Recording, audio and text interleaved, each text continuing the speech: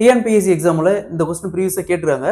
அதாவது அசல் 8000, காலம் 3 ஆண்டுகள், 3 ஆண்டுகளுக்கு பிறகு ஒரு குறிப்பிட்ட கூட்டு வட்டி விகிதத்தில் மொத்த தொகையாக 9261 கிடைக்குது அப்படின்னா வட்டி வீதம் காணுங்கிறாங்க. கூட்டு வட்டி வீதம் காணுங்கிறாங்க. ஸோ கூட்டு வட்டியில இந்த மாடல் சம் கேட்டாங்களா எப்படி குயிக்கா சால்வ் பண்ணுறது போகலாம். அதற்கு முன்னாடி நம்முடைய அகாடமியில டிஎன்பிஎஸ்சி, எஸ்எஸ்சி, ஆர்ஆர்பி இந்த மாதிரி எந்த ஒரு எக்ஸாம் இருந்தாலும் சரி அதற்கான மேக்ஸ் அண்ட் ரீசனிங்னு தனியா online live classes and test batch போயிட்டு இருக்கு.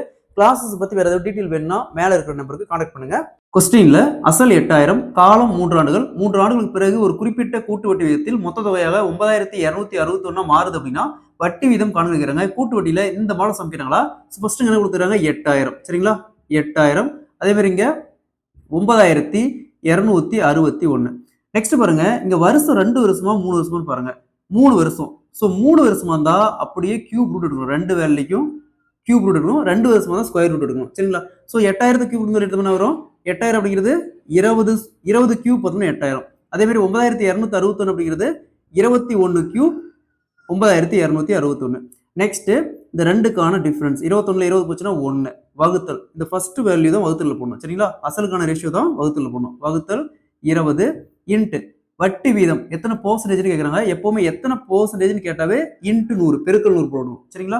ஸோ 100 20 கேன்சல் பண்ணா 5. 1 × 5 = 5%. ஸோ வட்டி வீதம் பார்த்தோம்னா 5%. Option C is the correct answer. அதாவது 8000 அசல் 3 வருஷத்துக்கு அப்புறம் 5% வட்டி கூட்டு வட்டி விகிதத்துல 9261 மாறும்.